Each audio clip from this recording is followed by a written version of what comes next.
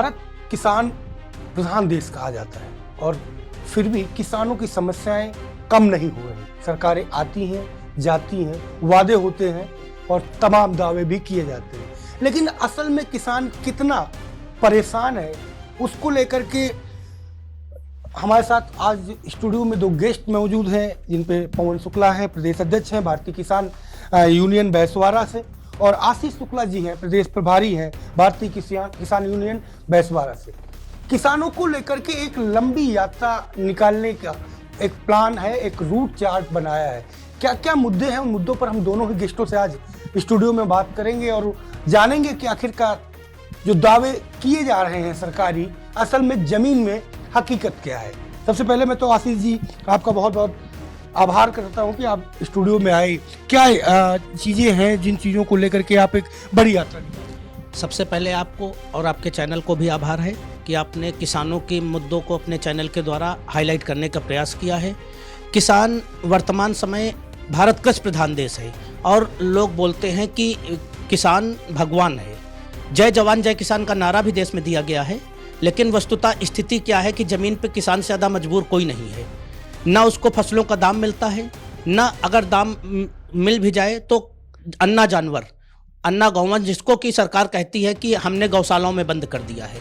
अगर आप धरातल पे जाए और चेक कर ले, हमारी बात आप ना माने, आप स्वयं चेक करिए तो रात भर किसान इतने जाड़े में गेहूं की फसल ताक रहा है, वो बीमार हो रहा, अस्पतालों में मर रहा है, किसी को उस विषय में नहीं ध्यान है। इसीलिए हम लोगों ने किसानों के प्रमुख मुद्दों को लेकर, जिनमें कि खनन है और आवारा जानवर हैं, रात में बिजली की समस्या कि बिजली किसानों को पानी लगाना है तो रात में दी जाती है। इस सर्दी में क्या आपको लगता है कि रात में कोई पानी लगा सकता है?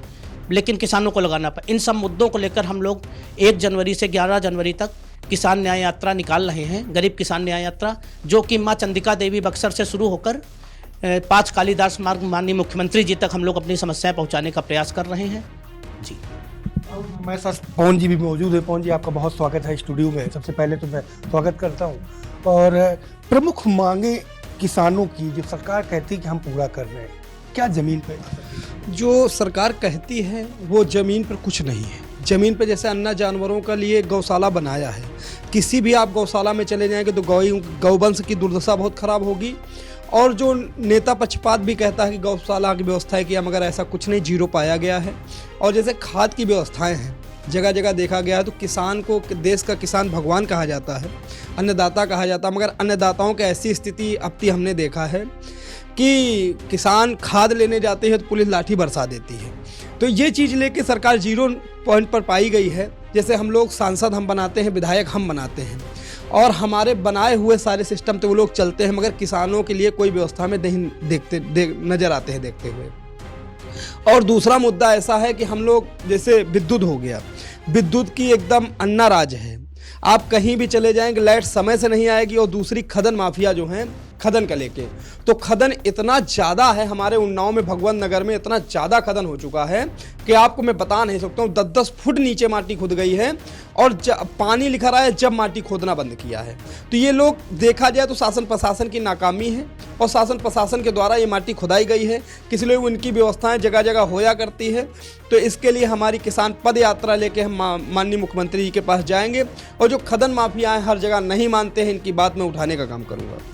सरकार दावा करती है कि खनन एकदम नहीं हो रहा है उनकी सरकार में, तो ये खनन आखिरकार कर कौन लोग रहे हैं और कैसे हो पा रहा है बिना स्थानीय प्रशासन के अनुमति? भैया, जो खनन करा रहे हैं वो सरकार से भी लिम्मित हैं और प्रशासन तो लिम्मित है ही है। जो सरकार के द्वारा ही खनन होता होगा, अगर सरकार न चाहे तो खनन कतई नहीं हो सकता। ये आप भी जानते हैं, हम भी दावा करते हैं। अगर सरकार ना चाहे और वहाँ के नेता पक्षपात ना चाहे तो कभी खनन नहीं हो सकता। अगर आज एक किसान एक मिट्टी खोद ले, एक टाली मिट्टी खोद दे, तो पुलिस की गाड़ी और राजस्व विभाग गाड़ी पीछे आ जाती है। मगर जहाँ डंपर चल रहे हैं, और ऐसे डंपर चल रहे हैं जो बिना नंबर प्लेट के डंपर हैं, किसानों के कुचल रहे हैं, स्टूडेंट रोड हो रहे हैं, तो शासन प्रशासन की नाकामी देखी नजर आई है। बिजली की समस्या आप बता रहे थे, बिजली की समस्या को लेकर के सरकार का दावा है कि 18 घंटे 16 घंटे बिजली दी जा रही है किसानों को। मन्नी, बिजली अगर दी जा रही, हम मानते हैं कि 16 घंटे बिजली आ रही, लेकिन अगर ये बिजली रात में आ रही हो, किसान को पानी रात में लगाना पड़ेगा, तो किस प्रकार पानी लगाएगा? या तो कोई अलग व्यवस्था कराई जाए कि जो ये सरकारी बोर और ये समरसिबल्स हैं, इनको दिन में लाइट दी जाए। अन्यथा की स्थिति में हमको दिन में लाइट दी जाए, किसान दिन में पानी लगाए, अपने खेतों को वो करे। इस तरह इस स्थिति से किसान बर्बाद हो रहा है, बीमार होता चला जा रहा है। रात में पानी नहीं लगाया जा सकता, ये आप भी समझते हैं। तो अभी लगभग कितने घंटे बिजली मिल पा रही है? नहीं, बिजली मिल रही है, 14-15 घंटे बिजली आती है, लेकिन बिजली रात में आती है, दिन में नहीं आती है। हमको आवश्यकता इस समय बिजली की दिन में है, ना कि रात में। किसानों के हित को देख करके दिन में बिजली भी दी। किसानों के हित को देखते हुए दिन में बिजली दी जाए। और ये बिजली जैसे आप 5 घंटे आई तो उसमें 8 बार कट गई, तो वो भी तो नुकसान हुआ। ट्रिपिंग एक बड़ी समस्या है। ट्रिपिंग एक बहुत बड़ी समस्या है, खासकर ग्रामीण क्षेत्र में तो बहुत ही बड़ी समस्या ट्रिपिंग की है। बिजली के साथ साथ आवारा पशुओं का मुद्दा भी आप अपनी यात्रा में उठा रहे हैं। आवारा पशु तो कह सरकार कह रही है कि उनको बाड़े में रखा जा रहा है, डीएम को हर जिले की जिम्मेदारी दी गई है कि बाड़ों में रखा जाए। भैया कहीं भी बाढ़ नहीं रखा जाएगा, हमारे यहाँ एक्सप्रेस बना हुआ है। अगर आप 7 बजे के बाद लिखेंगे तो रोड पे कम से कम 500 जानवर बैठा मिलेगा, हर मोड़ पे जानवर बैठा मिलेगा। और गौवंशों की ऐसी व्यवस्था, ऐसी दुर्दशा हो चुकी है, ट्रक द्वारा कुछ स्टेंट हो रहा है गौवंशों का, और जो बाड़ा में है उनकी दुर्दशा बहुत ख़राब है, भूखे जानवर मर रहे हैं। और जो सरकार भी कहती है कि गाँवों की व्यवस्था मैं कर रहा हूँ, ऐसा कुछ व्यवस्था नहीं है। जहाँ पिच मैं किसी भी गौशाला का दावा कर लेंगे, आप किसी भी गौशाला में चले जाएंगे, वो इसकी 1-2 गाय खत्म हुई पड़ी होगी, ऐसी व्यवस्थाएं हैं। तो ये चीज़ है कि गौ की कोई व्यवस्था शुद्ध नहीं है, बाड़े बनाएं या कुछ भी बनाएं, कोई व्यवस्थाएं ठीक नहीं है। और किसानों के लिए तो एकदम कोई भी चीज़ ठीक नहीं है। जैसे दिन में किसान पानी लगाता, अपनी ज़मीन काम करता, रात को भी पूरा दिन पूरी रात अन्न गोवंश ताकता रहता है। तो ये लेके हम सबने एक यात्रा लिखा था, अगर हमारी यात्रा में नहीं पूरी व्यवस्था, हमारी मांग नहीं पूरी होती, तो फिर मैं धरना प्रदर्शन कालिदास मार्ग में लगा दूंगा। मुख्यमंत्री तक आप अपनी बात को लेकर के पहुंचे, कितने मुद्दे हैं, कौन कौन से मुद्दे जिनको आपने लिस्टेड किया? पहला मुद्दा तो यही गौवंश का है, दूसरा खदन माफिया का है, तीसरा एक राजस्व का है, और तीसरा ये विद्युत विभाग का है। और जैसे डॉक्टर सरकारी अस्पताल में नहीं बैठते हैं, हमारे यहाँ 100 बेड अस्पताल बना हुआ है, तो इसमें डॉक्टर नहीं बैठते हैं। आप चले जाएंगे, चाहे जितनी घंटी बजाएं, चाहे जो कुछ बजाएं, डॉक्टर मिलते नहीं, डॉक्टर सो जाते हैं अपने समय से।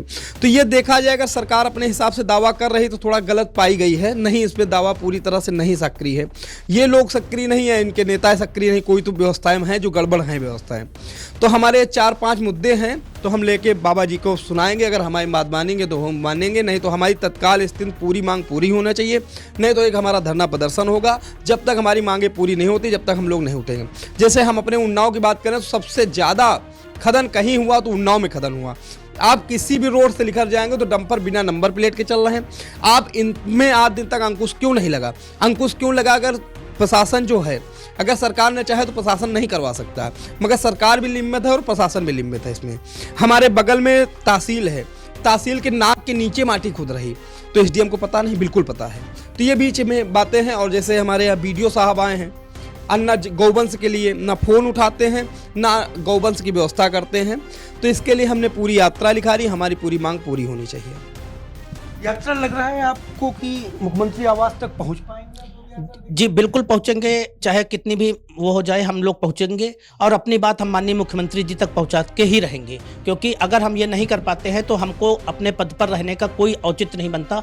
हम लोग किसानों की आवाज़ उठाने का हरदम प्रयास किए हैं, और अब अगर हमारी बात नहीं मानी जाती है तो इस धरने के बाद हम लोग इस मुद्दे को लेकर आमरण अनशन तक पहुंचेंगे। किसी भी हद तक जाने को तैयार है किसानों की समस्याओं के लिए। किसानों की समस्याएं लगातार बढ़ती जा रही हैं। आप लोग जिसे बता रहे हैं कि बिजली है, पानी की किल्लत है, गैर जो लाइसेंसी स्कूलों की भी मुद्दे आप लोग उठा रहे हैं। जी जी जी जी, ये भी एक बहुत बड़ी समस्या है कि स्कूल कागजों पे नहीं मौजूद हैं और बिल्डिंगें चल रही हैं, फिर उनको दूसरी जगह रजिस्ट्रेशन करवाते हैं। इससे बच्चों के भविष्य के साथ भयानक खिलवाड़ किया जा रहा है। जिन ऐसे स्कूलों में ना तो मान्यता प्राप्त शिक्षक हैं, ना उनमें और कोई भी व्यवस्थाएं हैं, सिर्फ पैसे कमाने के लिए एक विद्यालय को धंधा बना लिया गया है। इसके खिलाफ भी हमारा यूनियन, भारतीय किसान यूनियन बैसवारा, जमीन तक आवाज़ उठाएगा और माननीय मुख्यमंत्री जी तक अपनी आवाज़ हम पहुंचाएंगे। तो लगातार मुद्दे चल रहे हैं। तो जैसे खनन की बात आपने करी, खनन में सरकार के लोग शामिल होंगे तो लड़ाई बड़ी होगी। नहीं, लड़ाई बड़ी होगी। हम चाहे रहें या ना रहें, हम मैं जेल में रहूं चाहे बाहर रहूं, लड़ाई तो मैं लड़ूंगा, इसमें दो राय नहीं है। चाहे जितनी बड़ी लड़ाई हो जाए, मैं तो लड़ाई लड़ने के लिए तैयार हूं। आज से नहीं, मैं बहुत काफ़ी दिन से लड़ाई लड़ रहा हूं। हमारे सामने चाहिए जो गलत है वो गलत है। जैसे किसान लखनऊ में रह रहा, वो बीज खाद लेके पहुंचा तो 10 फुट गड्ढा खोद दिया, उसका खेत 10 फुट खोद दिया है। तो ये अगर देखा जाए तो बड़ी गलत चीज़ें हैं और इसमें सरकार को और प्रशासन को देखना चाहिए और सारी व्यवस्थाएं करनी चाहिए। जैसे राजस्व विभाग आप चले जाएंगे तो रेखपाल द्वारा और तहसील प्रशासन द्वारा लूट मची हुई है। जो किसानों की चप्पल घिस जाती हैं, उनके काम नहीं होते हैं। और जो बीडीओ हैं और तहसीलदार हैं, ये लोग बातें ही नहीं करते, किसान से बात करना पसंद नहीं करते ये लोग। तो हम लोग जगाने का काम करेंगे, जो नहीं बताएंगे हमारा भारतीय किसान बैसवारा इनको समझाने का काम करेगा। अगर नहीं समझते तो हमारा एक विशाल धरना प्रदर्शन होगा, आंदोलन होगा, दो राय नहीं इसमें। जिन मुद्दों को लेकर के आप लड़ाई लड़ रहे हैं या जिन मुद्दों को लेकर के आप अपनी यात्रा निकालने जा रहे हैं, उन मुद्दों पर अधिकारी भी आपके खिलाफ आएंगे तो लड़ाई और कड़ी होगी। हमारे खिलाफ कोई भी आए, अधिकारी आए या कुछ भी आए, हमने इसके लिए छेड़ दिया है, आगे कुछ नहीं सोचा है। जो होगा उसको देखा जाएगा। मैंने कहा मैं यात्रा लिखारूंगा, इसमें दो राय नहीं। मैं बाबा के पास आऊँगा अपनी, मैं जेल बेशक हमको भेज दे, बाहर में रहूँगा तो यात्रा मेरी चलती रहेगी।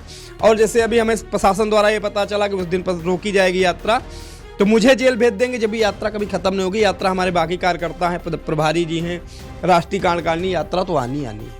इस यात्रा की डेट का ऐलान कब करेंगे? डेट का ऐलान हो चुका है, हमने सब लोगों को सूचित भी कर दिया, प्रशासन को भी सूचित कर दिया है। 1 जनवरी से और 11 जनवरी तक हमारी यात्रा प्रस्तावित है, जो कि संपन्न होगी ही होगी। प्रशासन कितनी भी कोशिश कर ले, हम लोग रुकने वाले नहीं हैं। 140 करोड़ भारतीयों में 100 करोड़ भारतीय तो प्रत्यक्ष या परोक्ष रूप से खेती से जुड़े हुए हैं। तो हमको लगता है अगर हम 100, 200, 1000, 2000 हमारे संगठन के लोग चले भी जाएंगे, जेल भी चले जाएंगे, तो बाकी लोग, बाकी किसान जनता तक हमारी यात्रा ले जाएगी। हम उसके लिए भी तैयार हैं। लड़ाई बड़ी और कड़ी दिखाई पड़ रही है, तो उसके पीछे क्या तैयारियां हैं कि यात्रा में कैसे आप लोग निकलेंगे? ट्रैक्टर से जाएंगे, पैदल यात्रा करेंगे? पैदल भी रहेंगे, हमारे साथ ट्रैक्टर भी रहेंगे, बैलगाड़ी भी रहेंगी, मोटरसाइकिल भी रहेंगी। हमारे साथ गरीब किसान, सिर्फ युवा है और कुछ नहीं है। हम लोगों के पास इतना ज़्यादा धन की व्यवस्था नहीं है, लेकिन फिर भी किसान अपने तरफ से बोल रहे हैं कि हम आपके साथ अपने साधन से, अपने पैसे से आएंगे और आपकी यात्रा को सफल बनाएंगे। किसानों का मुद्दा है, किसानों से गांव में आप लोगों ने आह्वान किया कि इस यात्रा में शामिल होना है, क्या एक तादाद मान के चल? पूरी तरह से आह्वान है हमारे जो कार्यकर्ता हैं भारतीय किसान बैसवारा से, इसलिए मैं बैसवारा की धरती से आता हूं। और वहाँ पे जो कार्यकर्ता हैं और जो अन्य किसान हैं हमारे साथ सपोर्ट में हैं और बड़ी तादाद पर यात्रा में लिखारूंगा, इसमें दो राय नहीं। बड़ी यात्रा में लिखारूंगा और मेरी यात्रा सफल होगी, इसमें दो राय नहीं। अगर मेरी यात्रा सफल नहीं होती तो मुझे कहाँ चाहिए जहाँ तक गिरना पड़ेगा, मैं यात्रा सफल जरूर कराऊंगा। और दूसरा ये स्थिति है कि एक रावण था, सोने की लंका थी, राम जी पैदल जीत गए थे लड़ाई, तो हम वो स्थिति करेंगे तो जीतना तो हमको इस यात्रा में है ही, इसमें दो राय नहीं। लोगों का विश्वास मिल रहा है, लोगों का सहयोग मिल रहा है? सहयोग बिल्कुल है, पूरी तरह से सहयोग है। हमारे जितने लोग हैं ट्रैक्टर पैक्टर पूरी व्यवस्थाएं कर दिया है और जाना निश्चित है, पूरी तैयारी हो चुकी है। 1 तारीख को हमारी माँ चंद्रिका कुलदेवी हैं, उनके दर्शन पूजा करके हम तुरंत यात्रा स्टार्ट कर देंगे। एक लंबा समय आप लोग लेके चल रहे हैं, 1 तारीख से 11 तारीख तक के बीच में रुकना, रहना, खाना, तमाम जो साथ में लोग चल रहे हैं उनकी व्यवस्था नहीं, उनके लिए हम खाना पीना पूरी व्यवस्था, जहाँ सरकारी चीज़ होगी जैसे अस्पताल हुआ या ब्लॉक हुआ, हम वहाँ रात रुकेंगे और खाने पीने की पूरी व्यवस्था लेके चलेंगे। इसलिए जाड़ा है, खाने पीने की पूरी व्यवस्था लेके साथ में चलेंगे। बड़ी जिम्मेदारी, एक बड़ी चुनौती है इस यात्रा को पूरा करना। जी, एक बड़ी जिम्मेदारी तो है ही, लेकिन हम लोग पूरे उसके लिए तैयार हैं। हम लोगों के लिए जो आपने अभी बोला कि खाने पीने की व्यवस्था, हम लोग पूरे देश को खाते हैं, किसान पूरे देश को, विश्व को खिला पिला रहा है, तो हम अपने संगठन को तो खिला ही पिला सकते हैं, अपने साथ जो किसान आएंगे उनको तो खिला ही पिला सकते हैं। उसमें हम लोगों को कोई किसी भी प्रकार की दिक्कत नहीं है। और हम ये भी चाहेंगे कि प्रशासन हमारा सहयोग करे। हम लोग हमारा कोई विचारधारा राजनीतिक नहीं है, हम पूर्ण गैर राजनीतिक रूप से सिर्फ किसानों के हित के लिए काम कर रहे हैं और सिर्फ इसीलिए हम लोग इस यात्रा का वो कर रहे हैं। किसानों के मुद्दों को लेकर के ये यात्रा चलने वाली है, तो इस यात्रा का मकसद केवल किसान है, कोई राजनीतिक? न राजनीतिक दूर दूर तक कुछ नहीं है। हमारा जो किसान दुखी परेशान, गरीब किसान परेशान है, उसके लेके हमने यात्रा लिखारी है। और मैं ये चाहता हूँ जो किसान इतना दुखी है ये दुखी न रहे, और जो खाद की किल्लतें हैं, ये बहुत सारी किल्लतें हैं, ये किसानों को झेलना न पड़े, इसलिए इसके लिए किसान संगठन होता है और हमारा भारतीय किसान यूनियन बैसवारा है। मैं ये कहता हूँ शासन प्रशासन का काम हो या ना हो, मेरे संगठन भारतीय किसान यूनियन भारतीय किसान बैसवारा का परिवार का अगर एक भी सदस्य पहुंच गया किसी भी भाग में तो उसका काम होना चाहिए। अगर नहीं होता तो मैं ईंट का ईंट बजाने का काम करूंगा। भारतीय किसान बैसवारा मेरा संगठन है। शुक्रिया हमसे बात करने के। तो आपने सुना भारतीय किसान यूनियन बैसवारा के दोनों ही पदाधिकारी, एक प्रभारी और एक प्रदेश अध्यक्ष, जिन्होंने साफ तौर पे ये ऐलान कर दिया है कि 1 जनवरी से उनकी यात्रा उन्नाव से स्टार्ट होगी और मुख्यमंत्री कार्यालय तक पहुंचेगी और किसानों की उन समस्याओं का एक ज्ञापन मुख्यमंत्री तक पहुंच के ही रहेगा। उसके लिए वो हर लड़ाई और हर चुनौती से लड़ने के लिए तैयार है। कैमरा पर्सन योगेश के साथ Sanjay Chauhan, live news X, Lucknow.